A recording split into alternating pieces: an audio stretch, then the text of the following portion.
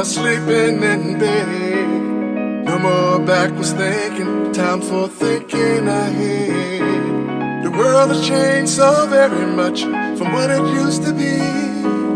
There's so much hatred.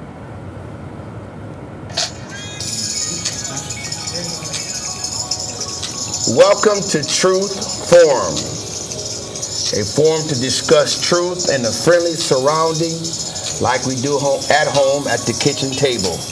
I'm your host, Dr. Tino Smith. I'm going to lead compelling, relatable, and honest conversations.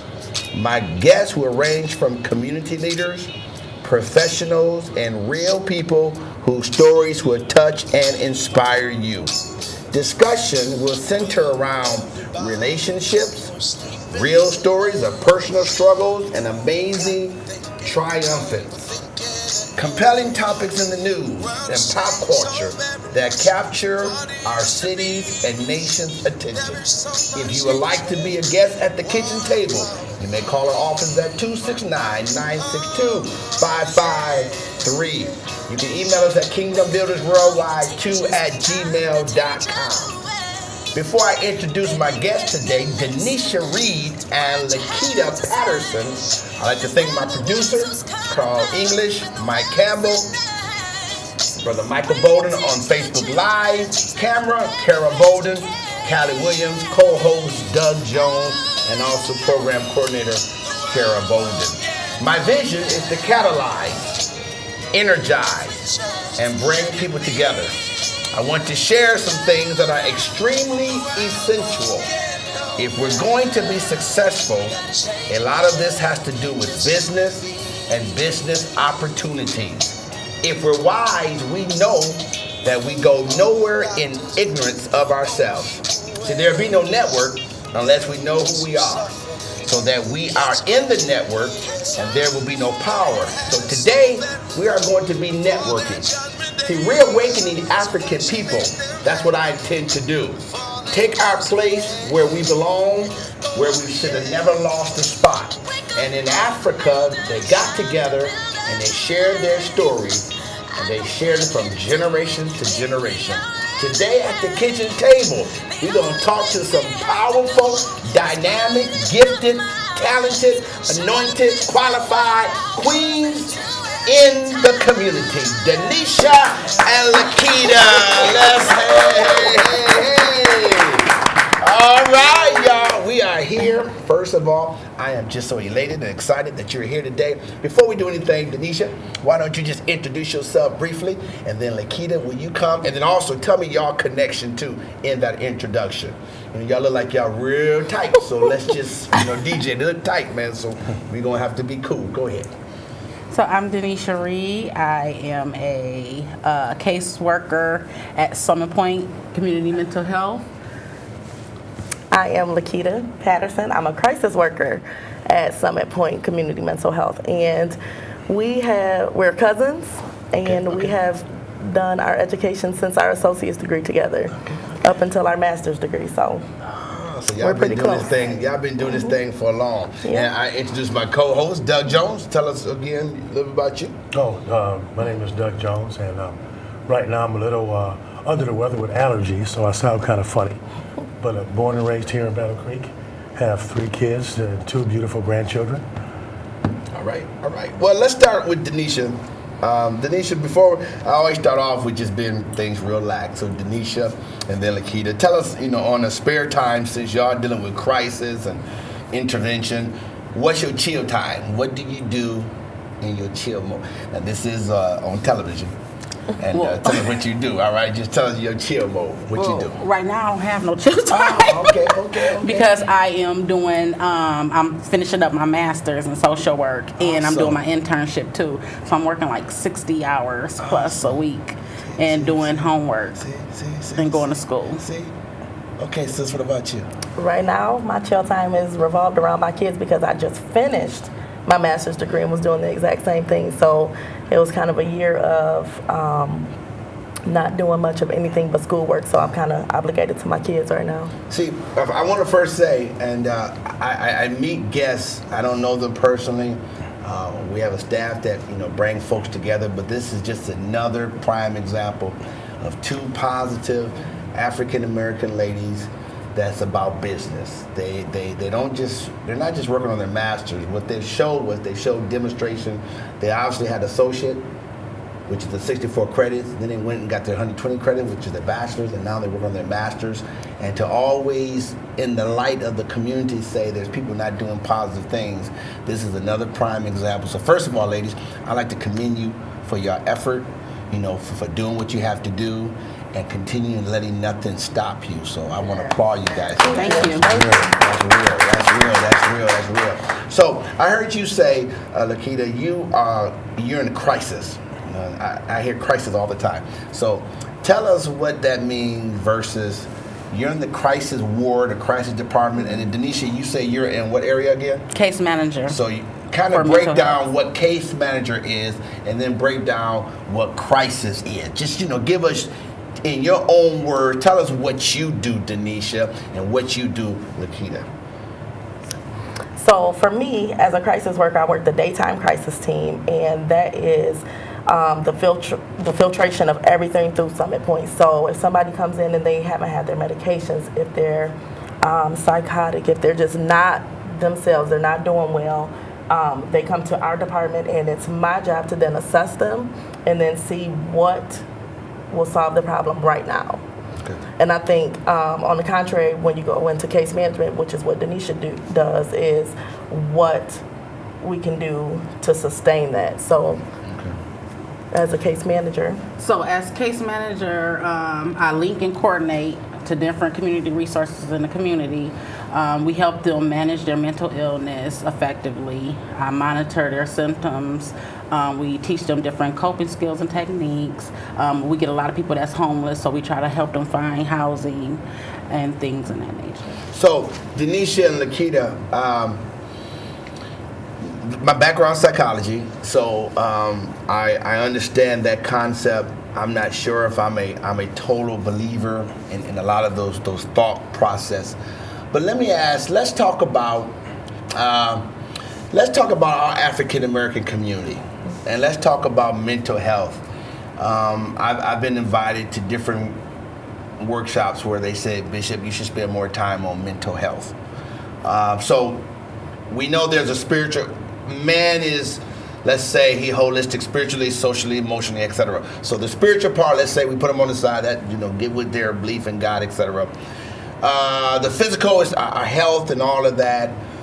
What is really mental health according to you two? When you hear people say we should talk about mental health, are we talking about a disease? Are we talking about Alzheimer's? And that's because we had different people on the show. Are we talking about troubled youth? What do you say when I talk about mental health? What is mental health? And your professionalism is important because you can share from your story versus what the books say. What is mental health? So the book definition, or so to speak, is a chemical imbalance of some sort. Something is not connected in the brain. Okay. So what they say is basically, if those connectors aren't linking right, let's get therapy and or medication. We recommend together. Okay.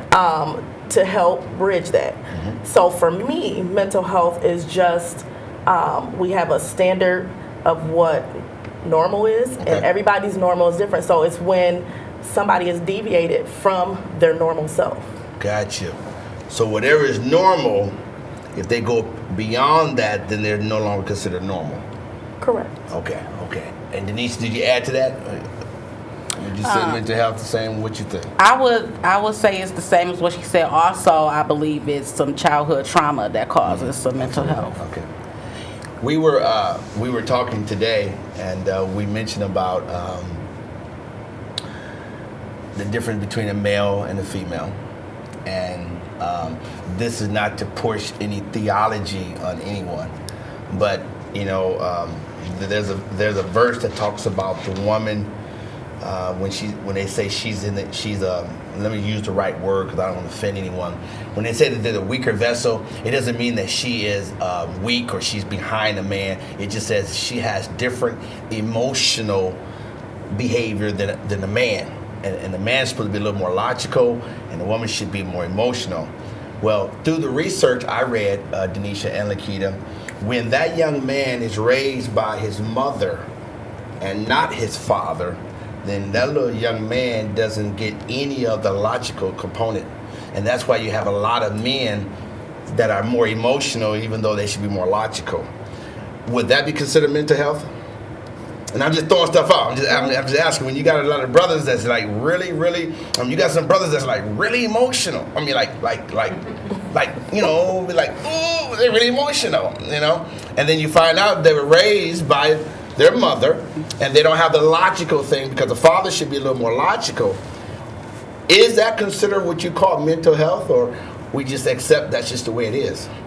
I don't think that's mental health. I think it has to meet certain standards to be mental health. Yes, it could certainly be mental health, but I don't think that alone would make it mental health. Now we're gonna get some stuff going, so I want to get y'all to start talking to me. So now let's talk about absence of the father in the home and how does that impact children. For an example, and when we have these discussions, you know, I love my father. He's no longer with us, passed away, but unfortunately, he was not actually in my life. And I saw some challenges and I saw some struggles, but once I identified my situation, I was able to get back on the right path. Do you see a lot of that? And I know there's certain private things you all would not be able to say, but do you see a lot of your clients that struggle? Do you see it's a single parent home, or do you see it in mom and dad home? Do you see it more in single parent homes, or do you see it in the same? Well, I work with adults, so. Oh, you do with adults? Yes. Okay. So I don't really see that, but I do think it has a lot to do with single parent homes. Okay. And that's with men raising their children or with women raising their children on their own. So you believe it should be both, mom and dad. So when you say older, you have 18 and over. So there's 18-year-olds that have mental health challenges. Mm-hmm. That came from, they used to be in the wraparound program who help children that's 18 or under, and then they get transitioned over to regular case management. Now, I heard about wraparound. Mm-hmm. I heard about that name with one of the young men we deal with. And this is not about wraparound, but what is wraparound, so I can connect when you say, what is wraparound? What kind of service is that? In home. Like intensive in-home therapy services. They go into the home. They go into the homes. They go into the schools. Okay. Almost daily contact. Okay. Pretty frequent. Okay. And they help the family, the whole family. Okay. When I was a young man, and we're talking about the early '60s, mom they probably would have put me on something called Ritalin, but it wasn't available at the time. They said I was real hyper. I couldn't be seated. But is there any truth to the fact that, and, you know, I keep going there, and my congregation tried to stop me, but I keep going there. Some African American young men was not developed or trained to sit in a chair for 6 hours. So now I'm your son. No, I'm a student. Okay, you're the caseworker. I'm 6 years old. I'm bored out of my mind because I have this Caucasian teacher talking in one little, and I'm starting to shake because I'm bored, but then I come to you and you label me. And when I say you, I'm talking about the system. I ain't talking about you two. No, right. Talk to me about that. I need y'all to talk now. Come on, we got to talk to you on the show. Talk to me. I don't believe in people labeling the children ADHD. Thank you. Okay. All the teachers, I don't believe in that. I feel like some students they get bored. Yes. Maybe they're not challenging them enough. Mm-hmm. But I don't believe that you should just label a child ADHD because they can't sit still. They just trying to throw medication at them so they can sit still and be just robots. Zombies. Yes. Yeah, I don't believe in that. Thank you. Okay, well, let's talk. Talk what you believe. So I struggle with that as well. I think it's a lack of training for teachers in schools, and I think when a child deviates out of their norm or they're not doing what they want them to do, that's what they slap on them is ADHD. This child is hyperactive. And in my experience, I have girls and a son. He's way more hyper than my daughters. That's a boy. Get him outside, get him playing, get him doing stuff. But to just medicate the child is not the answer either. So I don't agree with that as much in the schools. DJ, you have a grandson, and you dealing with your grandson on some issues.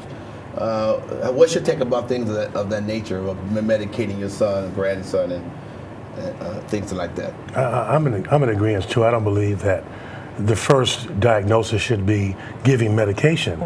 And as we're sitting here talking, and I was thinking, how do you tell the difference between what's normal and mental health? Good question. At what point do you say, okay, we need to find out what's going on with this kid, versus making that snapshot opinion? And where does it start? How do you do it? Even when they become an adult, you see an adult, maybe he's having an emotional breakdown. It might not be mental health. At some point, how can you tell the difference? Where do you go? What do you do? I personally feel like everybody deals with some type of mental illness. Some people just need that extra help to take care of it, need medication, need to see a psychiatrist. Some people can deal with it on their own. Everybody is dealing with something. Everybody has dealt with some type of childhood trauma that has caused them to feel emotional unstable sometimes. But I mean, I don't feel like everybody should be labeled just because of some of their feelings that they have. Denisha, my niece's name is Denisha, so I can remember your name easy. So Denisha, so you think everyone so are there any type of prevention? Do we come into because now what you're doing is you're definitely endorsing one of my concepts that I've always taught. And I'm not saying everybody agree with this concept, but through our research, it's been proven that a child in the third trimester, my congregation, I've heard this numerous times, so they could probably say it by heart now, when I talk to the men and women. In the third trimester of your mother pregnancy, you are exposed to what she's going through. Absolutely. And so because if mama is going through some challenges, let's say mama and dad is into a fight, let's say dad ain't even there, let's say they really don't even want to have you right now because of a certain issue, that child in the third trimester is exposed. And that's what you mean by we're coming into the world like this. Man. But is there any hope? What kind of hope we talking here? What kind of hope we talking, Denisha? What kind of hope we talking? Because it seems like society is getting to a place where we're just medicating the world. I mean, we have 5-year-olds that's walking like zombies. Yeah. And then parents is kind of tired, their nerves bad, they working, so they're like, well, let me go and keep them calm so I can do my thing. That's because you have parents that don't take the time to educate themselves and they just let somebody put a stigma it's against coming their out now. They children. It's coming now. And coming. And then they just, okay, you want to label my child, okay, and then they take them to the doctor and then they don't challenge it and they just say, okay, you want to put my child on medication, okay. And then they think, you got some parents that think there's going to be a check coming behind it. So they can't wait to give their child that medication so they can get that check behind it. That's real. That's real. So I just feel like you got to educate yourself. That's what I'm talking about. So Denisha, tell us, what do we do? What do we do when that teacher calls us and say, hey, your son Ricky, no, I'm not Kim folks' name, let me get another name. Your son Josh is cutting up. This is the third time, and we want to bring in the nurse or whatever the terminology is. What kind of rights I have as a parent to stop that? Now you're starting to educate the audience. My daughter cutting up, my son cutting up. This is the third time, and now they're ready to have a nurse come in or a psychologist come in. Do I, as a parent, have the right to not have that happen? Absolutely. And then hopefully that they didn't just tell me at the third time and they told me at the first time so I can, nip it in the butt the first time. Okay. But I believe that you can have the right to stop that. And if you are a real parent, then you will challenge that. You're not just gonna let the school stigma your child because they have a lot of people that comes into these schools and they got the classes as overcrowded and these teachers. I didn't walk into my son's school and the teachers is just frustrated, and so it might be one child doing something and another child doing something and they can't handle it. So now they want to stigma your child and say, well, your child is too busy and your child got ADHD, and want to keep on sending them out. But no, because they don't have the time to care To for spare. 20 or 30 children in the room, and they got these teachers in the classroom, and then now they have grandmas that come from, a different CAA program to try to help them with those children, and they can't even handle the children half the time.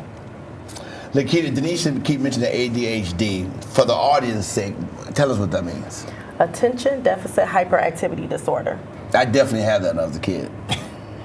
You might have, but you Say it again. survived. What's the first word? Attention Okay, if I'm bored, I'm bored. Deficit. I mean, just thinking. Now, deficit. Okay, let's define deficit. What is? I mean, I know what deficit means, but It's okay. the lack of something. A lack of something. Exactly. And what's the other word?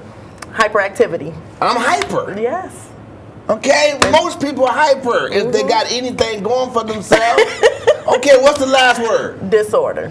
And they call it a disorder. They call it a So what happens is there is a certain system that they've created that says this is how you're supposed to behave. I wonder how that got started.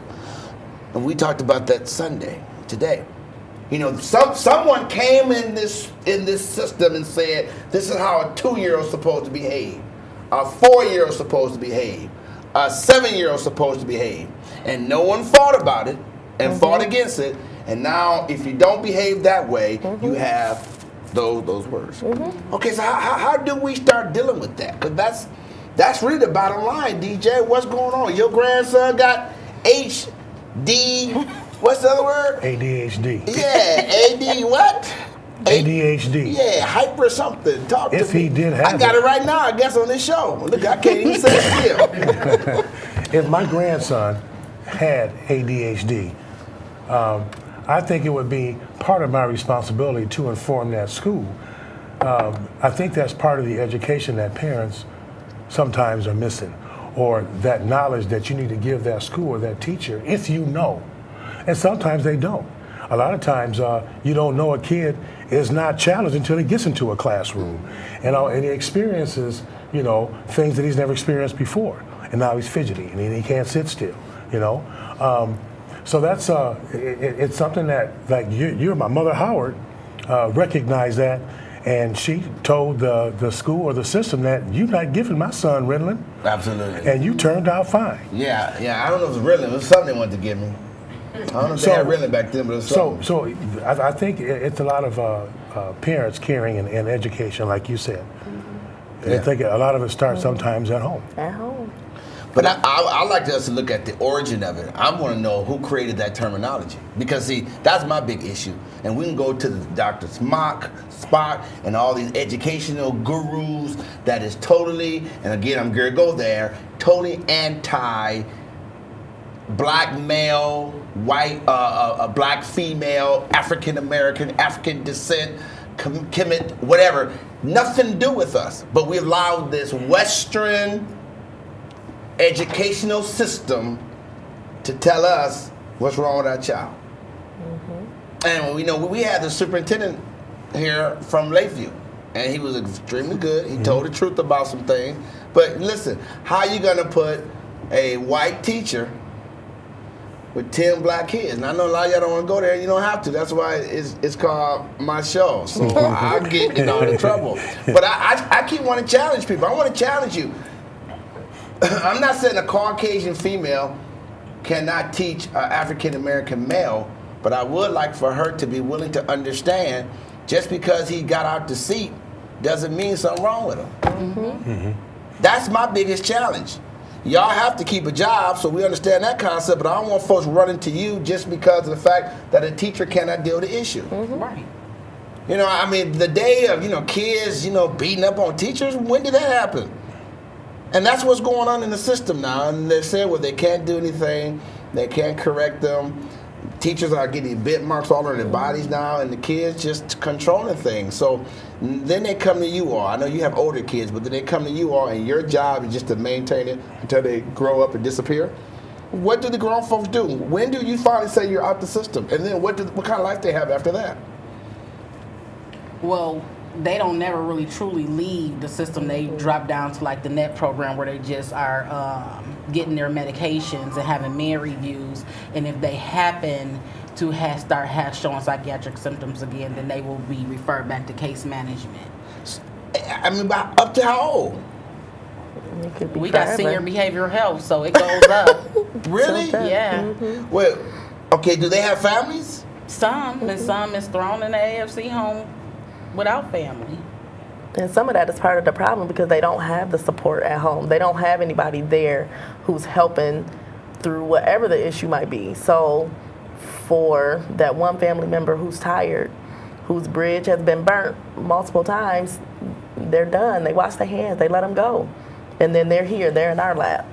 And so I just don't believe that was ever the purpose of God. And I don't know if you're watching us on Facebook, if you got any questions that you would like to ask Denise or Lakita, please just, hit it on there and my staff guy will, listen to your question and go from there. So you're telling me there's people like DJ age and my age in our mid-50s that could be in your care? Oh, yes, absolutely. I got people up to 60 right now. Where they live at? Some live in the AFC, some live in their own homes. Most And they've been homeless. with you Some is since, homeless. and they just live, they've been doing this since they were elementary. I mean, some, no, I have some. One particular case that I just got, he's only been dealing with it since he was 20. So DJ, what are we going to do about this? We got this big program. We just purchased the school, and we got all these programs. But how can a not-for-profit organization like ours assist someone like you? See, you're the professional, okay? So you guys went to school and got all the data. But I'm assuming there's other people that need the services but can't get the services. Mm-hmm. Is this funded through Medicare, Medicaid? How do I come to you? How do I pay for these services? Most of our people is Medicaid, Medicare. Okay. And then some of them come with like block grants and things like that. And the ones that don't have any funds come out of the Summit Point General Funds have to pay for that. And then we try to help link and coordinate again so they can get some insurance. So how do we get there, DJ? How do people get in their office? I mean, who are these people? Are they just out here in the city of Battle Creek? They're just out here in the streets? Fine. Some people just walk in and say, hey, I need services, I want therapy, I need medication. There's some who are identified while incarcerated. There's some who are identified in the hospital. So if that need is there, there's social workers in the hospital. If they see, somebody coming in and they need resources and it's more than what an emergency room can offer them, they link them to Summit Point, and then they do that process, come in for an intake, and then they get situated. If they have the insurance and all that, they get situated with case management or just outpatient therapy, whatever it might be. So some people come in voluntarily, knowing that they have a problem. Yeah. Yep. Do they think there will be a threat to society, or is they just recognize this and know they can't take care of themselves? Some people, Some people think that they are a threat to society, and some people just feel like that they are not normal and not feel like that they are a threat to society, but maybe having some suicidal thoughts of their own. I thought it was interesting. You said that some people are on it for the majority of their lives, and as they get older, do you find that it's getting worse? Or at some point, does the medication help where they can be independent from it for a certain period of time? I honestly think it's about the case managers. I'm just going to put that out there. You have some case managers that go above and beyond to try to make sure that they get to where they need to be at to be able to manage it on their own. And then you have some who just do the bare minimum. And some of those people are not successful in their recovery. So it just really depends on if you have that person that's really doing this because they have a passion for it, or they just went to school to just do it. So there's definitely a difference. So you mentioned the word homeless. So is homeless an issue in Battle Creek? I've been gone for a while. I've been 30 years, but I'm back. And we got some folks that's looking into that. But is homeless an issue in Battle Creek? Versus, I know big cities, but I'm talking about little Battle Creek. I don't know numbers, but definitely. I mean, especially even my time being a case manager, even now in crisis, there are people who call who are in crisis who say, I don't have anywhere to go tonight. And the only answer I can give them is the shelter. And if the shelter doesn't have room, then they go at night, and then they have to leave at 6 in the morning. That's not really helpful. but we don't have adequate resources here. So now, see, this is the third time I heard of this. That's why we definitely DJ, and I refer to him a lot because he's like one of my key players. So help me out. Kmart. You know where Kmart is? Mm-hmm. And there's used to be a pancake house over there. Mm-hmm. Okay, is that a shelter? That one spot? No, drop-in. That's a drop. Is behind Kmart, and it's a share center. It's a drop-in center that Summit Point partners with too. Hold on, take me. I'm trying to visualize it. You got the Kmart over here, and you got that pancake house. No, it's not.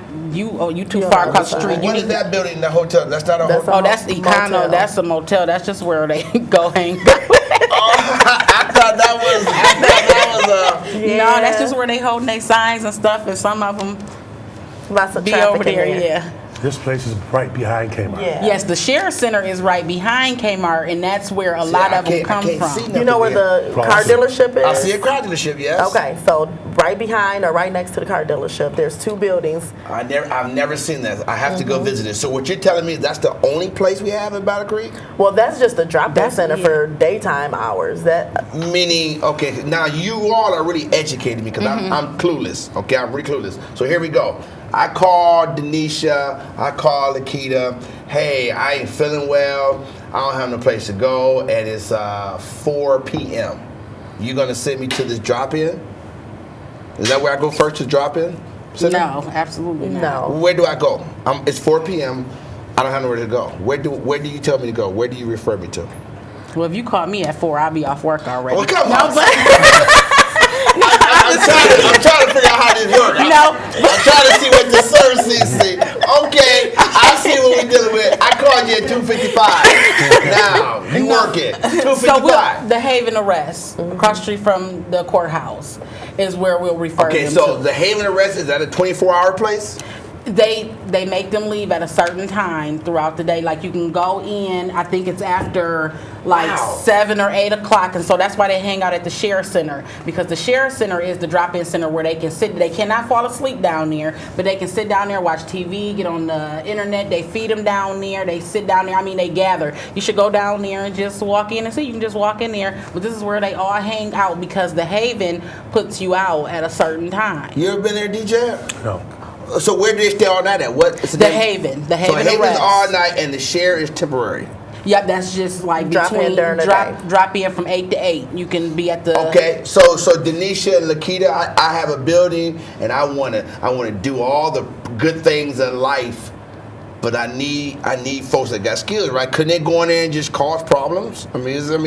I mean, what are the things needed? I mean, let's say, okay, we got a building, Denisha. We got a building, Lakita. We want to help all these people, but then what do we need to? I mean, we can't just have a bed, right? We got to have some system in place, right? Is that what's? I mean, how do we fix that problem?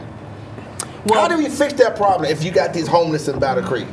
And I know some of them looking just like me.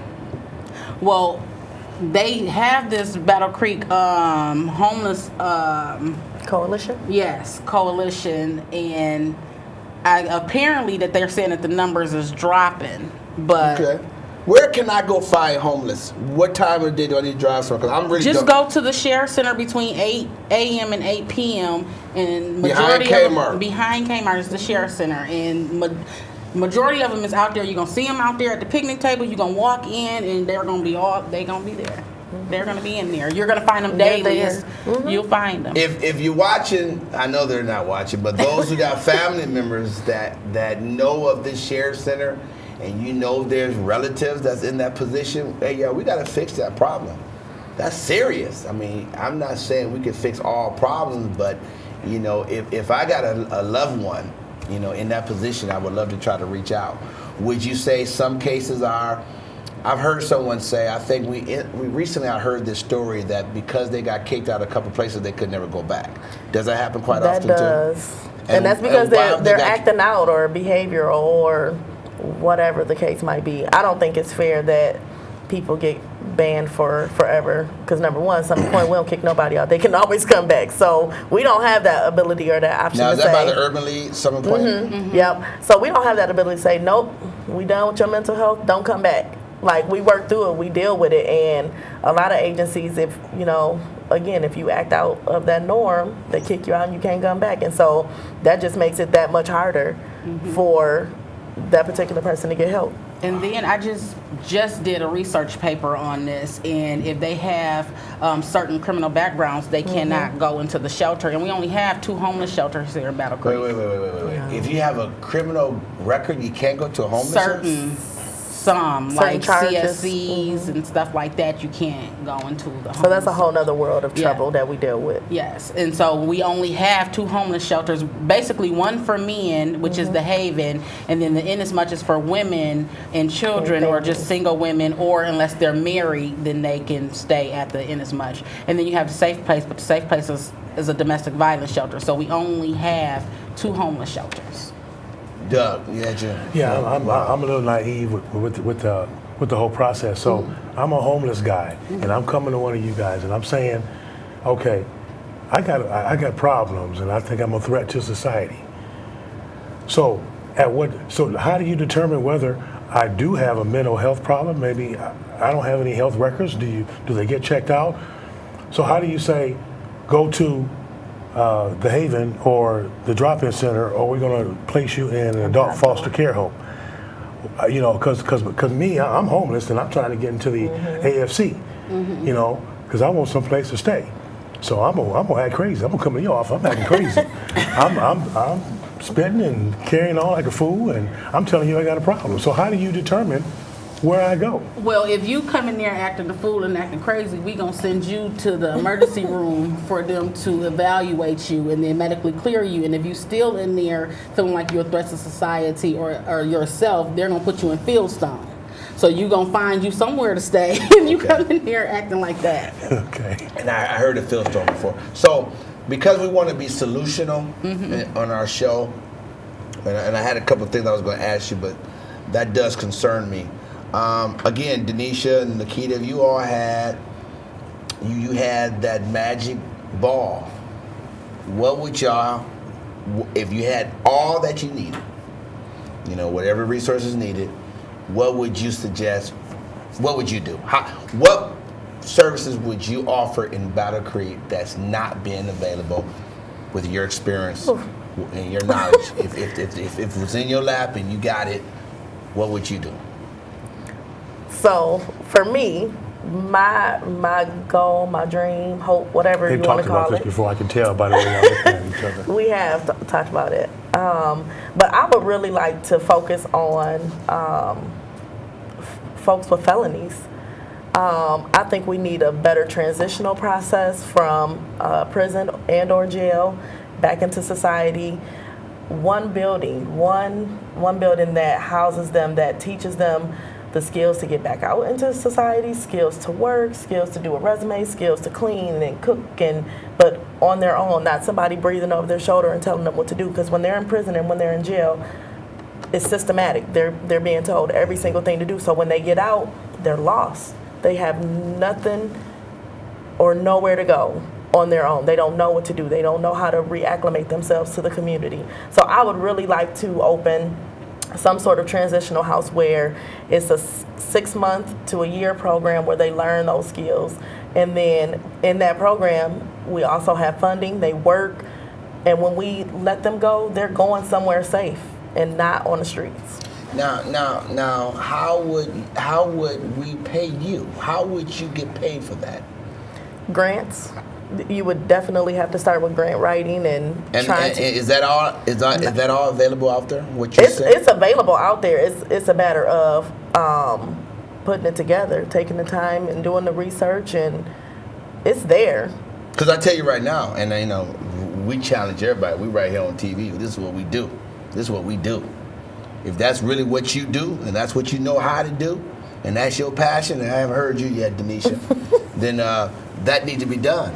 Because see, whatever people's theology is, when I talk about the body of Christ, I talk about the essence of Christ, I talk about the work of Christ, I talk about the things that he did. And so, however you view that situation, the truth of the matter is we're not doing those things. And when I was hungry, did you feed me? When I was naked, did you clothe me? When I was in prison, did you visit me? Okay, we're not doing those things, and you're talking about it's needed right now, and we get behind a program like that. So you've already went to school, you both getting your degree, you got your education. That's how you transform a community. As I said this morning, it's all about what you do, then you talk about it. We do a lot of talk, but let's do it. And there, we have facility space that will be able to allow you to do those things. I'm going to go to the Share Center. I'm serious. Now, do I need to take a couple? Do I need my little stuff? No, you don't need nothing. Just walk in. You be all right. Denisha, I need to know now, y'all. Do I need to have? I'm good, right? Just walk in there. They probably look at you and wonder who you are, but you just walk in. Somebody might say, "Hey, can I help you?" You be like, "No, I just wanted to come around here. I'm interested in just checking out and see what's going on around here." And the staff person qualification is what? At the Share Center, I have no idea. Some of them is just peers of the. They just down there volunteering and stuff. Really? Churches, I'm challenging you. And I know y'all get tired of me challenging you. And I know y'all watching, even though you act like you ain't watching. I know you're watching. Okay.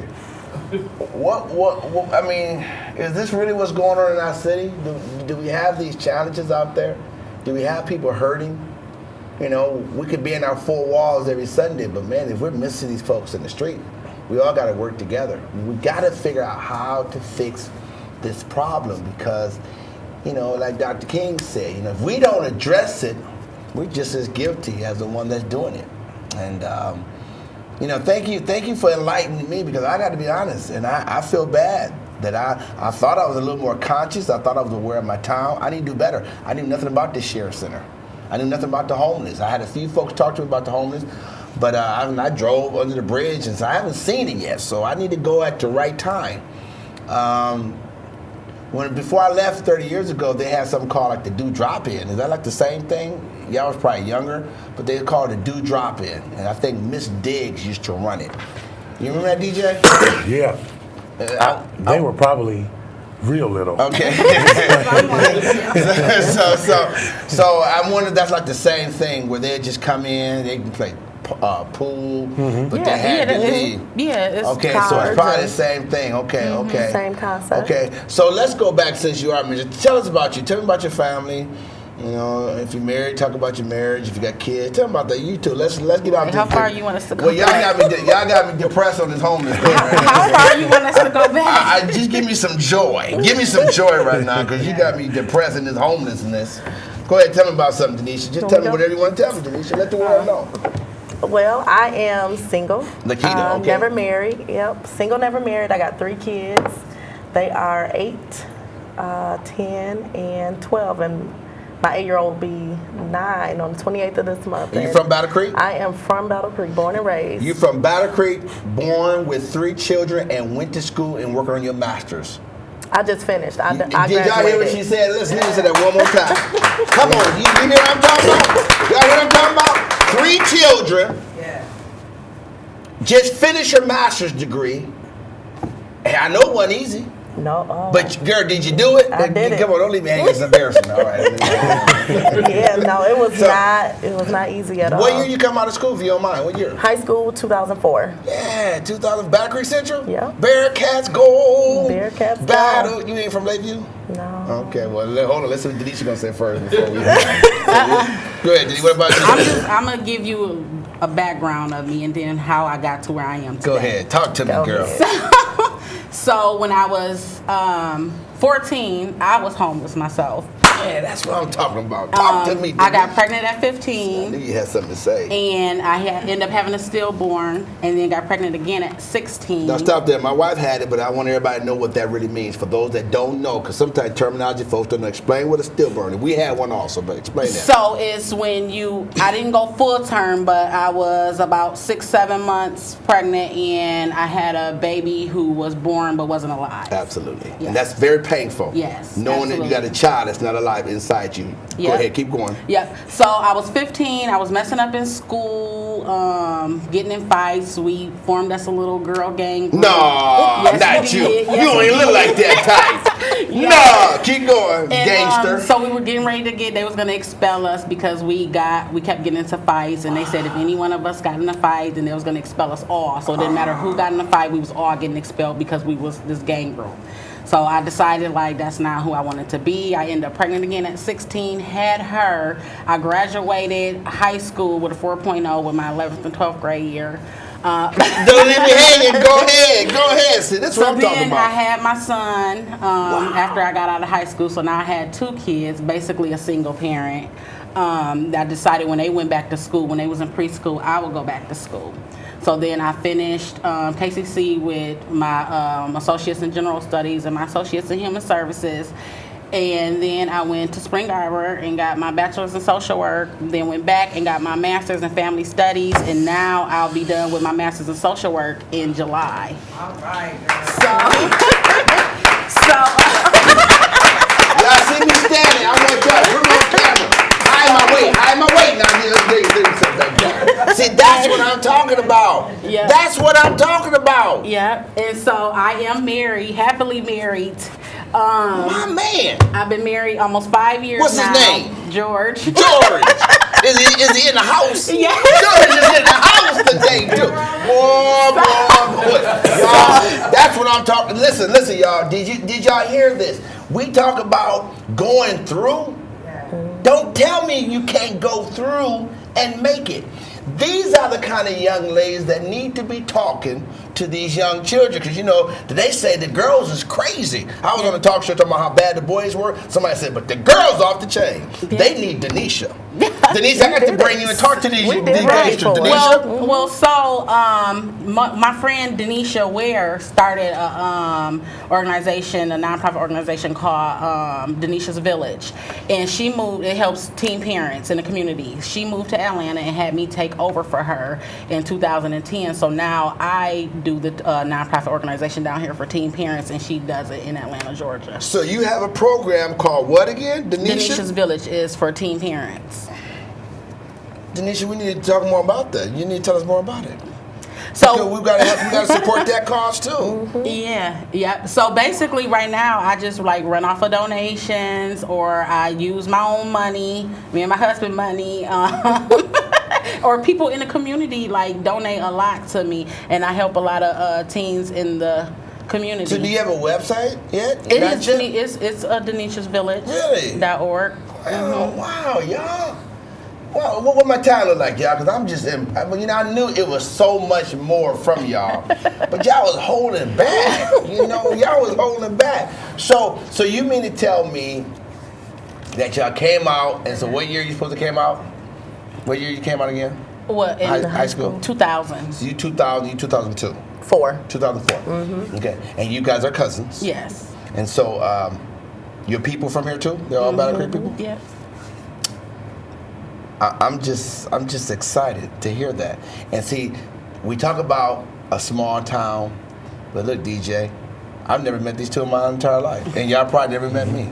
And look at y'all doing positive stuff, and we got to start getting these positive people exposed. That's what the kitchen table is all about. I promise you now, Denisha's, you said village table? What'd you call it? Denisha's Village. All right, and Lakita, so you're doing your thing. Now, Summer Point. That's across the street from the Urban League, right? Mm-hmm. That big building. Now, do y'all house people there, or that's just office That's space? just office. Okay, so I need to go where again? Help me out. I need to go to the Share Center. Which is behind Kmart. Mm-hmm. I'm going to tell them Denisha and Lakita sent me. Yep. Yeah. Oh, they know it. Okay, and so what would you do, as I asked Lakita, if you had that foundation approval, not approval, you never need approval to do anything, but you got that extra gift, would you just continue to help that Denisha Village, or what else would be one of your passions you want to do? Actually, me and my husband talk about it every day, because we do plan on opening up our own organization in at least 3 years, maybe sooner. But I want to go more towards the recovery. Okay. Well, I really hope you two I really hope you get with DJ and talk to my staff, because I really want to be a part of those kind of dreams. Is that young man that's here, is he your son? Mine.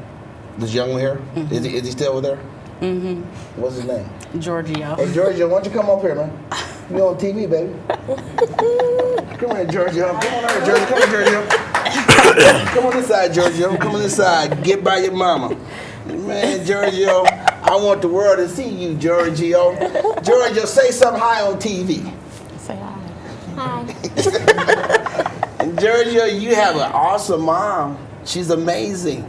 And that's why she's on this show. And your cousin, your aunties, whatever, your dad over there. Man, that's a wonderful thing. We're nice to meet you, Giorgio.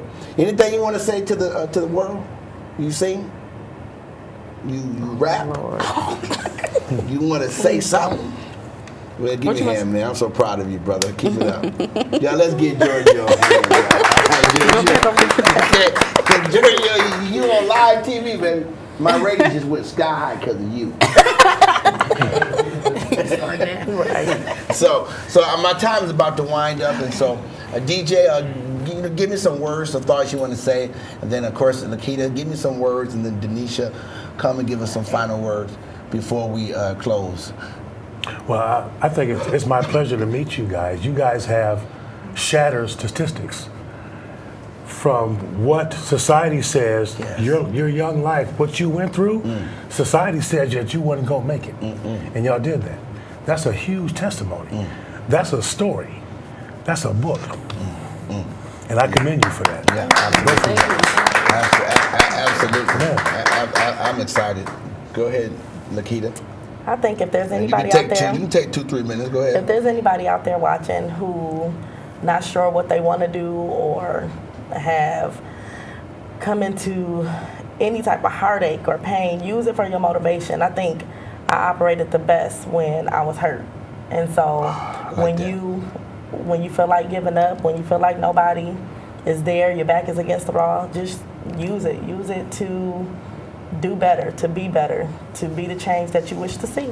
What was them stories? Lifetime? Lifetime, y'all had some Lifetime.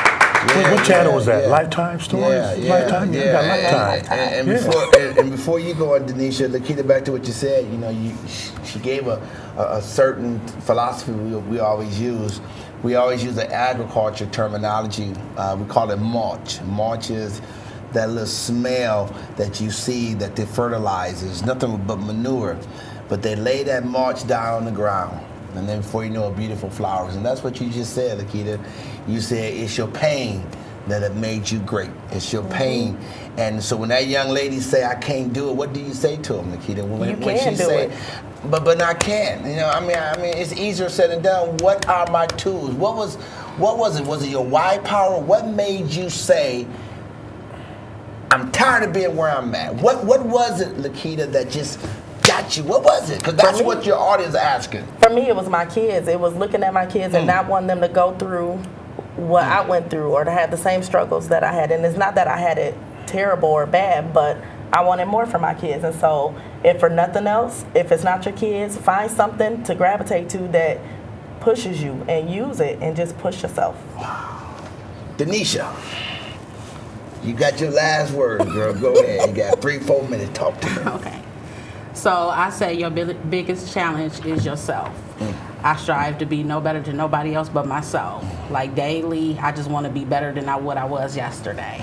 My biggest motivation is just my life. I wouldn't change anything about what I went through. Because if I didn't go through it, then I wouldn't be where I am today. Hey, y'all, all right with me. And I'm just so elated to hear the success of what God is doing in your life and has done, and not just so much of that, but the choices that y'all made. There's consequences for all of our choices, and y'all know that. But y'all also changed it too. Y'all changed the course of life.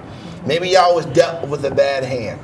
There's reason for the teen pregnancy. There's reason for the this, but somehow you turned that thing around. And that's what we got to tell society. It's possible to turn that thing around, and I'm just committed to helping you all do whatever I can do from an organizational point of view, because I am so impressed and excited. Listen, y'all, we are just so excited about what we heard today. I mean, my heart is filled.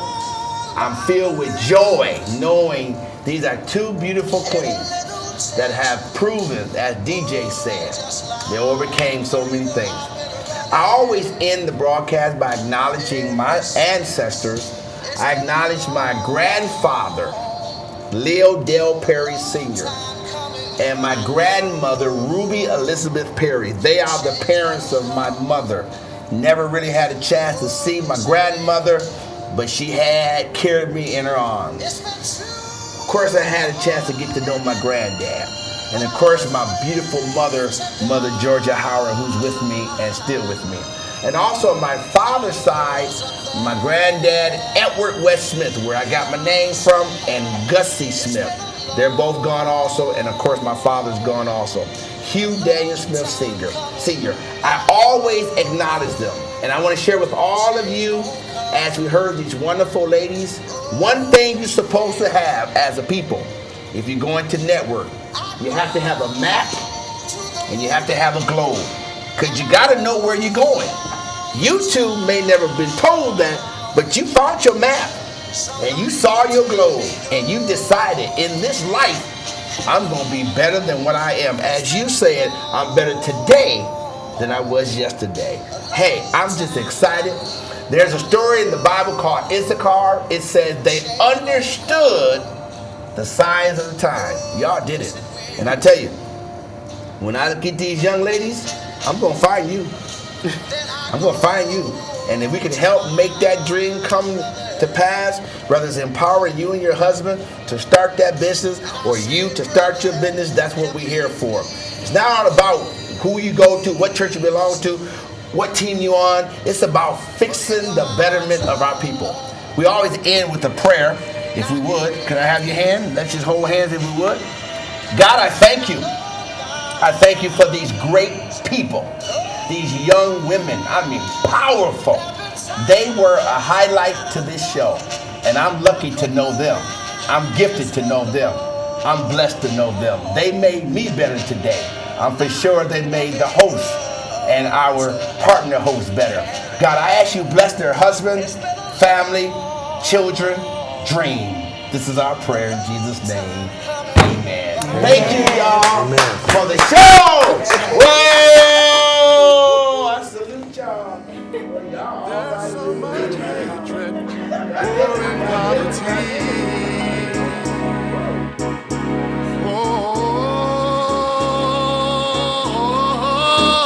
Oh, wake up all the teachers, time to teach a new way.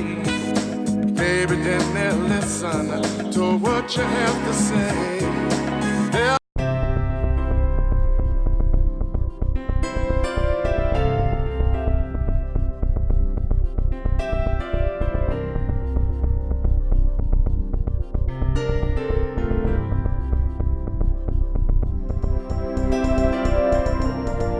AccessVision, your voice, your community.